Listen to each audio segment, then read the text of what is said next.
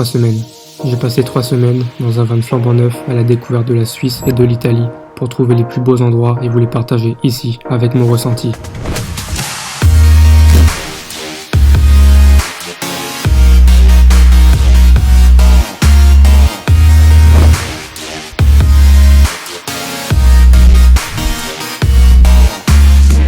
À la fin de chaque épisode, retrouvez mes plus beaux clichés en lien avec les lieux visités.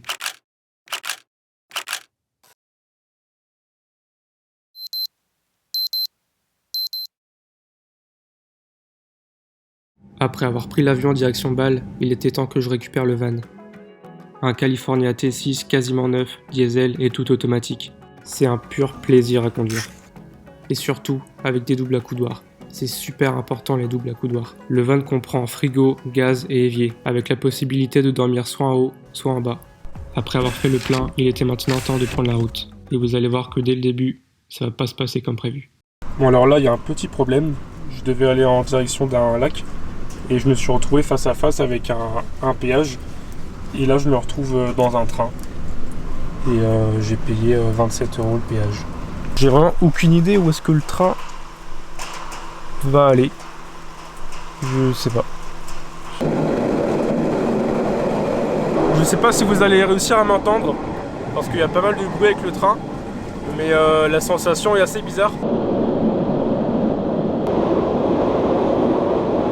Et c'est à ce moment précis que je me dis, où est-ce que je vais ?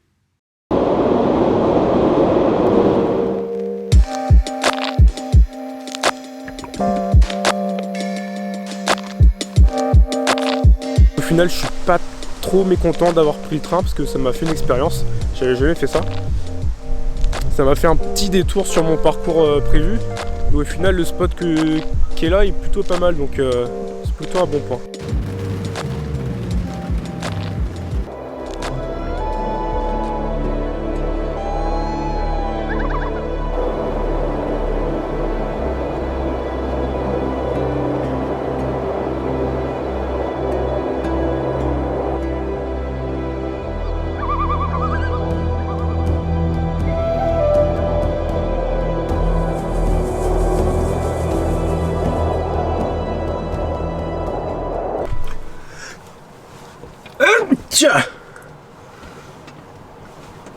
Pour l'instant, j'ai pas encore tous les automatismes pour mon espace et tout, pour mes affaires. Donc je galère un petit peu, mais petit à petit ça va le faire.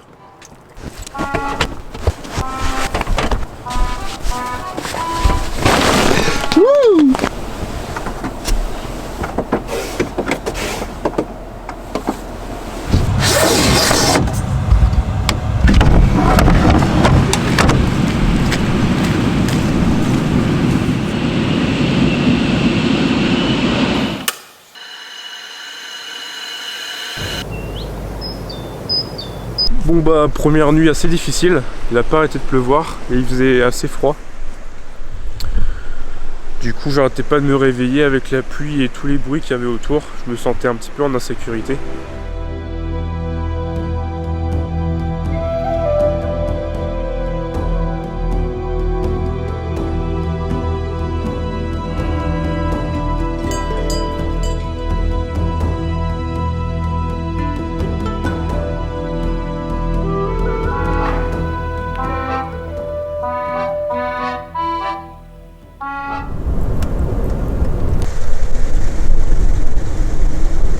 Changement d'ambiance total, on doit être ici à plus de 2500 mètres. Il y a un brouillard énorme, on voit même pas à 10 mètres, du coup c'est super compliqué de conduire, ça fatigue énormément. Heureusement que j'ai amené mon bonnet. Pas chaud hein, il fait pas chaud ici.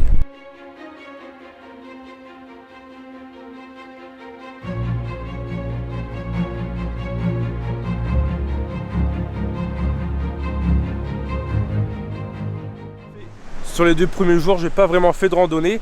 J'ai plutôt circulé avec le van autour des petites villes pour visiter. Mais maintenant, je pense que les choses sérieuses vont commencer.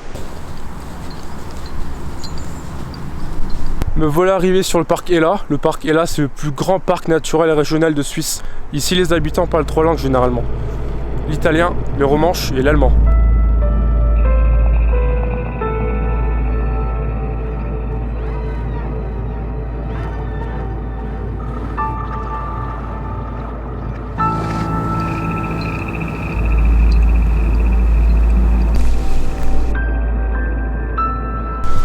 je viens de voir une colonne vertébrale.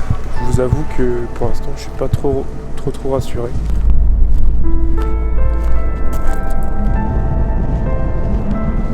Ça fait maintenant 3 jours que je suis en Suisse et le temps est toujours pas top, c'est-à-dire nuages, brouillard et pluie.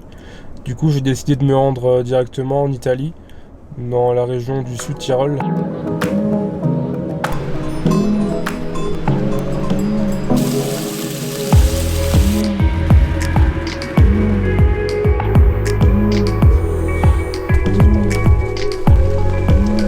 Ce matin je me suis levé tôt, je me suis levé à 6 h pour profiter de mon premier endroit dans les Dolomites. C'est le lac de Caressa. Alors oui, il fait pas très beau, mais ça vaut le coup d'œil.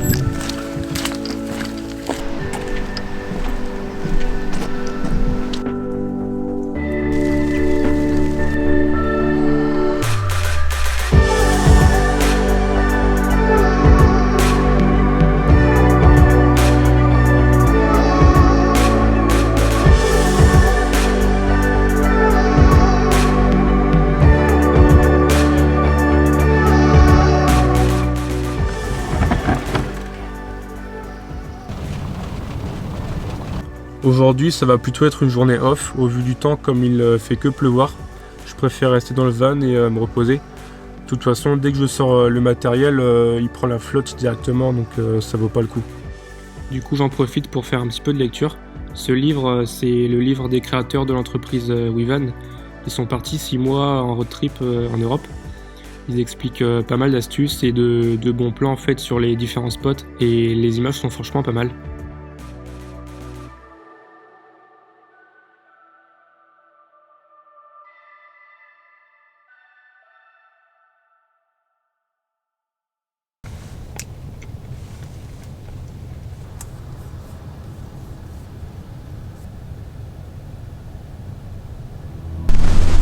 Il vient tout juste d'arrêter de pleuvoir, du coup je me dirige assez rapidement vers la chapelle San Giovanni di Ranui. Il me semble que c'est ça.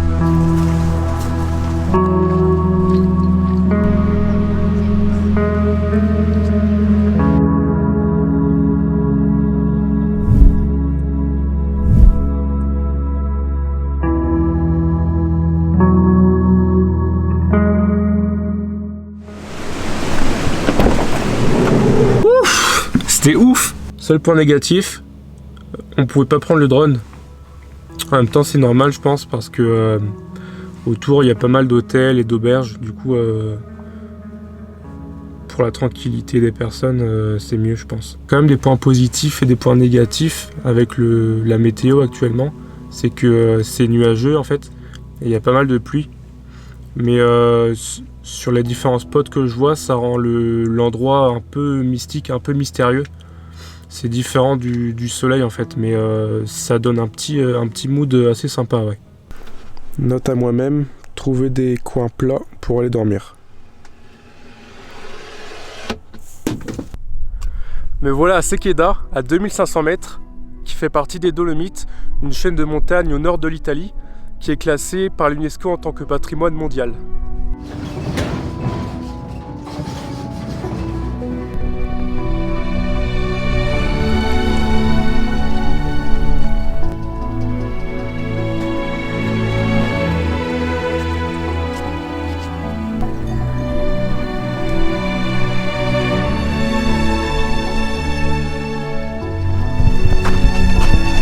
C'est incroyable. J'ai pas les mots.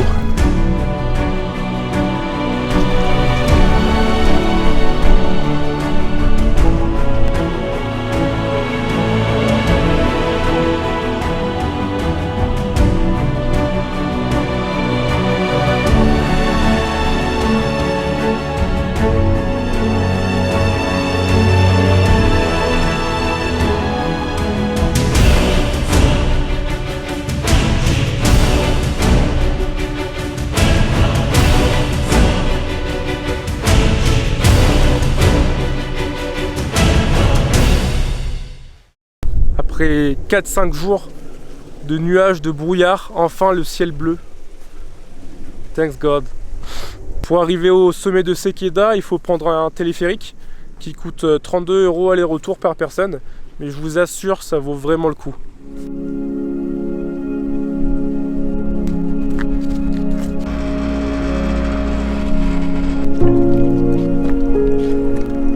C'était plus facile en descente.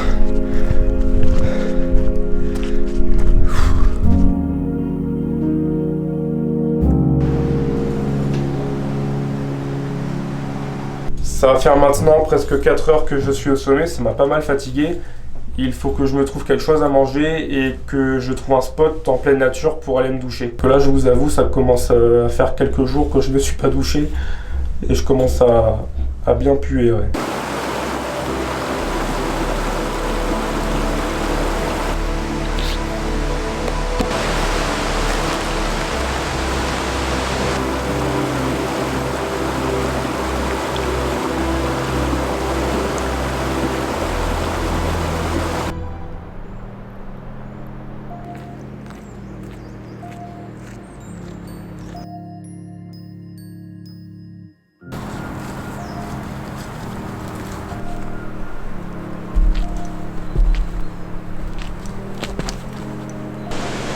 Et voilà, c'est ici que va se clôturer l'épisode 1 sur cette belle cascade, plus connue sous le nom de Renbach.